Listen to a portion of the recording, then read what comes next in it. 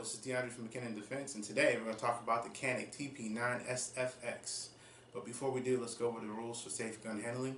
First, always keep the gun pointed in the safe direction. Secondly, always keep your finger off your trigger till you're ready to shoot. And third, know your target and what's beyond it. Alright, let's get started. Alright, so here's the Canik. Here's the box that it comes in. It has sliding tabs. This box is in fact lockable, as you can see here. I would say it's decent grade plastic, nothing special. When you open it, you'll find this stuff inside. So you're going to get a brush, cleaning rod. This is a paddle for your holster, your full color instruction manual. Pretty decent and straightforward, so you won't have an issue there.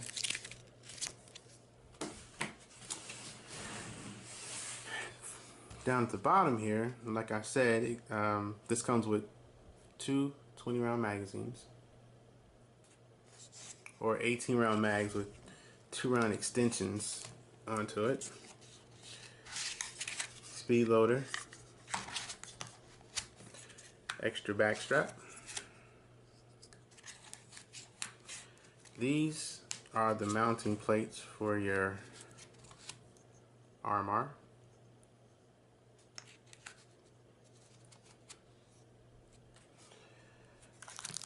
Trigger lock. In this little box, you're going to find, this is a replacement fiber optics along with 2 washers for your mounting plate when you put it on your RMR. Extra screws, 2 to go into the mounting plates for your RMR, and you have an extra screw for your mag release, so you can actually change the height of your mag release. This is the large. I have the small one on mine right now. And full disclosure, I have taken this gun out and put a few rounds through it. This is a, for lack of a better term, charging lever. Let me get it out here. So what you would do is take your RMR plate, screw it in,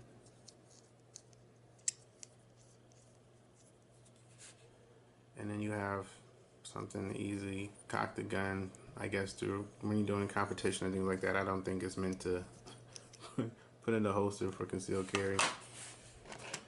And I can show you what that looks like. Let's see.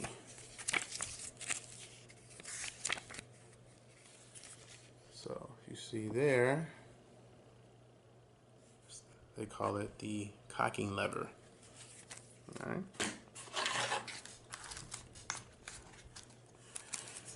You also get an Allen key and something to push, what I believe is to push out the roll pins when you're changing out the back strap.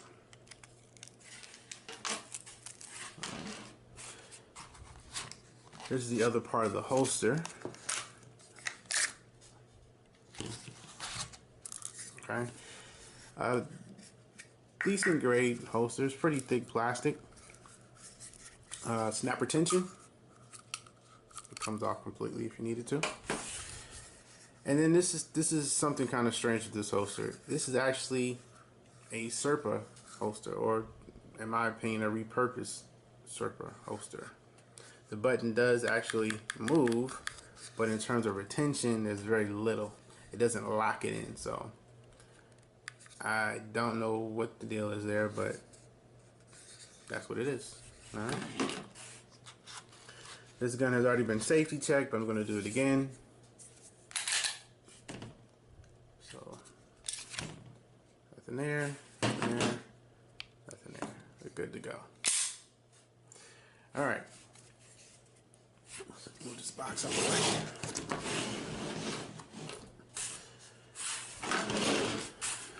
Okay. Alright, so starting from the top, you have Warren tactical sights. Again, this is going to be fiber optic. If you look online to find these, to buy these, there would be about 80 bucks. So that's kind of an upgrade. This back plate here is where you will mount your RMR. You have to take this off completely and mount your plate. The bad part is that when you actually take this off, as you can see with this line here, this rear sight comes with it. Some people aren't bothered by it. I'd rather the sight stay there, but that's not what they did. As you can see, there are some cuts in the slide. From what I understand, that's to make it lighter. You have front and rear serrations. Let's see if you can get a better look at that. Sorry about the lighting. It's the best I can do today. You get a light rail. You get a trigger guard that's large enough to put a gloved hand through. The actual trigger itself has that Glock blade in it, safe action trigger. On the slide itself, you'll notice that the slide release is actually raised. That's another upgrade. Every Glock that I own, I've had to put that on there. The mag release is also raised. This one is the small. There's a small bevel in the mag wheel itself. We already talked about the changeable back strap. It has a cocking indicator there, so I'm going to press the trigger. Boop. There it goes. So yeah, that deal. And nice texturing on the side, more aggressive on the rear and the front. Very comfortable in the hand. The way this little hump here sits in the hand, for me at least, is very comfortable. I'm very happy with it. So the way you take this down, first you want to make sure that it is empty. We've already done that, so I'm going to go ahead with the procedure. You lock it back, pull down the lever, just like a Glock. Pull it down, drop the slide, press the trigger, and there you go. Comes off. Take the guide rod out. This is a flat spring guide rod. I don't know if it didn't come with the double spring. This seems to work just fine though, by the way. And here in the barrel,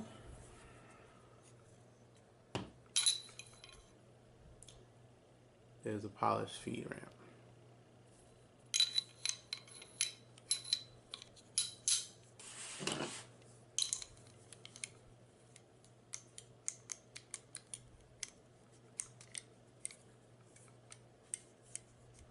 Seat it properly.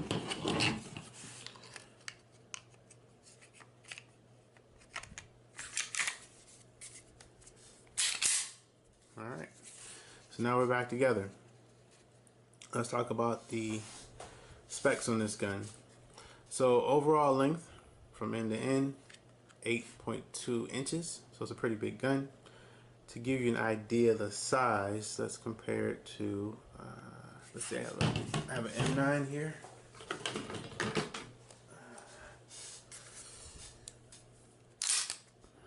Safety checked.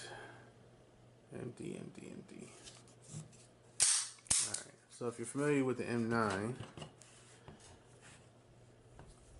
they're pretty close in size. What I will say is that let's see, it looks as though the, let me get this right. It looks as though the M9, well actually about the same height.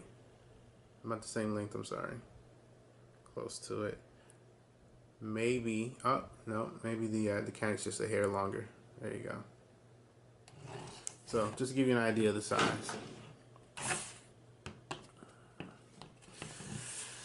Okay, so where was I? Oh, the height, 6.2 inches. The width 1.3. The barrel length is 5.2 inches. The weight is 1.68 pounds. The capacity, as we talked about before, excuse me, where I am in Georgia, this ships with a 18 round magazine with a 2-round or the +2 round plate on the bottom, so 20 rounds. They also should ship 10 round and 18 round as well, so there you go. The trigger weight, the trigger pull on this is 3.5 pounds, between 3.5 and 4. I don't have one of those gadgets to show it, so I'm actually going off the website, but it's 3.5 pounds to 4 pound trigger pull. So that is that's this pistol. Now, a couple of things I want to tell you about this pistol.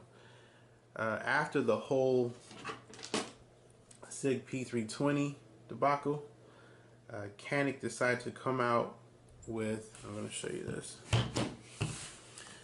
the Canik Severe Duty Upgrade. I'm just going to read this off to you real quick. So here you'll see it says Canik is committed to continuously improving its product's performance. Evaluations and tests have shown that repeated abusive dropping of pistols may result in damage to safety features and unintentional discharge. Okay. So from what I understand, they don't actually have any lawsuits going out there and no one's been hurt, but they're trying to stop that from happening. So they're going to do a voluntary recall. So let me show you this again. What you have to do is take your Canik, look on the back of it, you'll find your serial number. You click this button. Once you load in your serial number, which is found on the back of the gun, they are going to send you a shipping label via email with shipping instructions. Now, you actually have to pay for the shipping. You're not paying for the actual voluntary severe duty upgrade, but you have to pay for shipping. So there it is. I plan on doing it eventually. Right now, I'm not worried about it, but I plan on doing it eventually. I do want to be safe. Another thing I wanted to tell you was that I think there is a slight quality control issue going on at Canik. I don't know this per se, but just from what I've seen, it seems as though that might be happening, and this is why I say that. If you put anything in this gun in terms of ammo other than 115 grain, it's going to do some strange things. It's going to, anything other than 115 grain, you're going to find that your brass is going to fall weird. So either it's going to fall to the forward, it's going to fall forward, it's going to fall out the gun to the right, or it's going to fly back at you. With anything other than 115 grain. 115 grain, it does as it should, just like any other gun will, but for some reason it doesn't like anything but 115 grain. So you know about that now. The other thing that I say, the other reason why I say there might be an issue with quality control at Canik is because when I first got this gun and I would do the mag release, it would come out about that far and I would have to manually pull the magazine out. And that's an issue, whether it's a concealed carry gun or a competition gun, but especially if it's a competition gun because you want it flying out. So I got on the forums, I was researching the issue with the brass falling out of the gun as well as this, and what I found was with the magazine release, some people stated that their magazine will fall out freely as any gun should. Others said they were having the same issues as me. So that tells me that they don't have a consistent manufacturing process and maybe a quality control issue. Slight one, but quality control issue. So if you buy this gun and you find that your mag is only coming about that far when you release it, this is what you have to do. I have to take this apart to show you. Alright. If you look inside the magwell, you will notice these little tracks here. Okay. So what I had to do is take a file a little bit to file these tracks down on each side. Insert the magazine and check it. File and check, file and check. That took me a while to figure out, to get to that point. But I did eventually get there, and now the magazines come out freely.